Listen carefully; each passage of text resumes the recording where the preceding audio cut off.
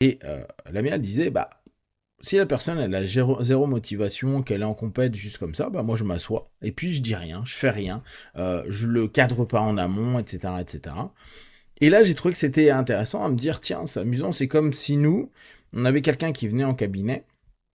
et qui bon est pas très chaude. Bah c'est à nous de le secouer. Moi je secoue. Et je tente de recadrer, à dire bon bah je comprends que t'as pas envie d'être là, ou ça te saoule, ou t'as pas envie de toucher ça de toi, ou t'aimerais que ça aille vite, etc. Bon, on sait que quand on a des ados qui nous sont envoyés par des parents, c'est à nous de recadrer, à dire mais tu viens pourquoi en réalité. Et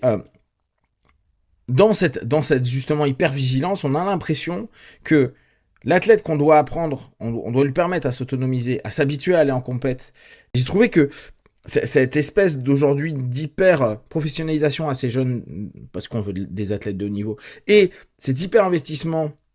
s'il y a du potentiel, parce que c'est ça chez le jeune, voire même un étouffement, je trouve ça très étonnant et très complexe pour le jeune d'arriver à devenir un adulte autonome, parce que pour moi les arts martiaux et la compétition n'est juste qu'une transition pour t'amener à être un meilleur être humain, un meilleur adulte, ou en tout cas être prêt à être adulte